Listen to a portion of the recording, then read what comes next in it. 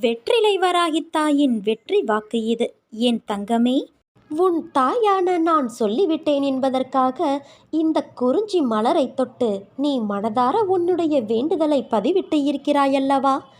எப்படி ஆகும் என்று தெரியாமல் திகைக்கும் காரியத்தில் எப்படி ஆனது என்று வியக்கும் அளவிற்கு நான் உன்னை வழிநடத்தி செயல்படுத்துவேன். எல்லாம் சரியான நேரத்தில் உன்னிடம் வரும். பொறுமையோடும் நம்பிக்கையோடும் இரு, எல்லாம் சாத்தியமாகும். ஏன் இப்படி உன்னை நீ கடுமையாக வருத்தி கொள்கிறாய்? நீ இப்படி உன் உடலை வருத்தி கொண்டு என்னை வழிபட வேண்டாம். நான் உனக்கு துணையாக உன்னுள்ளேயே இருக்கிறேன். அப்படி இருக்கையில் நீ படும் துயரங்களை நான் அறிய மாட்டேனா? நான் உன் வேண்டுதலை என்றும் அலட்சியப்படுத்தியது இல்லை. ஆனால் நீ இப்படி உன்னை வருத்தி கொள்வதை என்னால் தாங்கிக் கொள்ள முடியவில்லை. நீ இப்படி வருத்தித்தான் உன்னை சூழ்ந்துள்ள துயரங்களான திரும்பிய திசையில் எல்லாம் ஏமாற்றம், துரோகம், வஞ்சகம், ஏழ்மை, இன்னும் பல வழிகளும் துயரங்களும் நீங்க வேண்டி நீ முழுமையாக நம்பும் உன் அன்னையான என்னை எண்ணி வேண்டிக் கொள்கிறாய். அம்மா சொல்வது சரிதானே? உன் மனதில் இருப்பதை நான் அறிவேன்.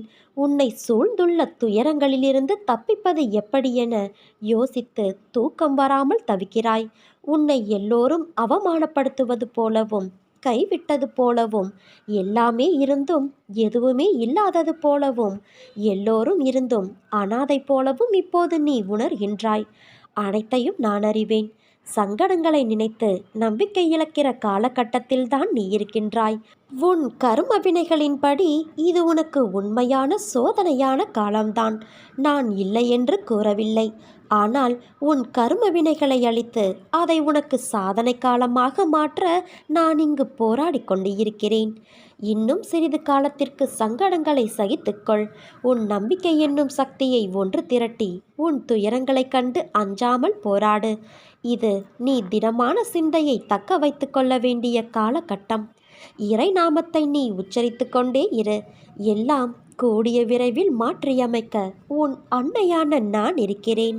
ஏங்குதல், கவலை, போராட்டங்களை விடுத்து என்னையே சார்ந்திரு. நான் உன்னுடனேயே இருப்பேன்.